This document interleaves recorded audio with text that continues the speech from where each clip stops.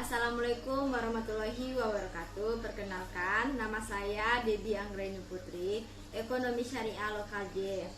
Video ini merupakan ujian tengah semester mata kuliah Etika Bisnis Islam. Nah, di video ini saya akan menyampaikan beberapa pertanyaan serta jawaban. Baiklah, langsung saja. Pertanyaan yang pertama, apa yang dimaksud al-basyar dalam hakikat manusia menurut Islam? Nah, istilah basyar menunjukkan makna manusia pada aspek hakikatnya sebagai pribadi yang konkret dengan menekankan aspek lahiriah manusia. Pertanyaan yang kedua, jelaskan kedudukan dan tugas manusia menurut Islam.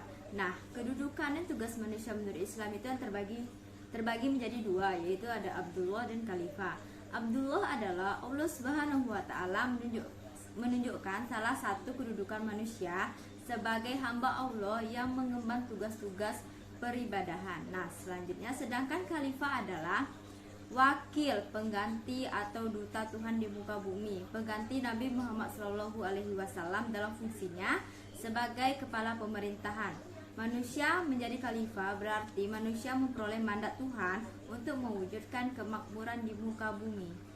Pertanyaan yang ketiga, apa kebutuhan manusia dalam Islam? Nah, kebutuhan manusia dalam Islam yaitu menjaga agama, menjaga jiwa, menjaga akal, menjaga keturunan, dan menjaga harta.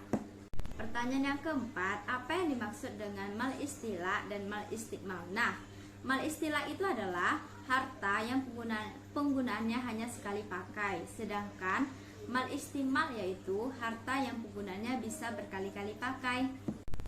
Pertanyaan yang kelima, apa yang dimaksud dengan mal al-manqul dan mal al-ghair manqul? Nah, mal al-manqul adalah harta yang dapat dipindahkan dari satu tempat ke tempat yang lainnya, baik tetap pada bentuk yang semula ataupun berubah bentuk karena perubahannya. Sedangkan harta ghairil manqul yaitu harta tetap atau harta yang tidak dapat dipindahkan dari satu tempat ke tempat yang lainnya, seperti tanah, pabrik, rumah, sawah, dan lainnya. Pertanyaan yang keenam, apa yang dimaksud dengan harta mamluk, harta mubah, dan harta mahjur? Nah, harta mamluk yaitu harta statusnya dimiliki oleh baik individu, umum, atau negara, sedangkan harta mubah yaitu harta yang pada dasarnya tidak ada kepemilikannya. Nah, sedangkan harta mahjur yaitu harta yang tidak boleh dimiliki oleh individu atau pribadi. Pertanyaan yang ketujuh, apa yang dimaksud dengan harta ain, dain, dan dafi'i? Nah, harta ain yaitu harta yang berbentuk, sedangkan harta dain yaitu harta yang menjadi tanggung jawab, seperti uang yang dititipkan kepada seseorang. Sedangkan harta nafi'i yaitu harta yang tidak berbentuk. Pertanyaan yang ke-8, apa prinsip etos kerja dalam Islam? Nah, prinsip etos kerja dalam Islam ada 4. Yang pertama, bekerja secara halal. Yang kedua, bekerja demi menjaga diri agar tidak menjadi beban orang lain.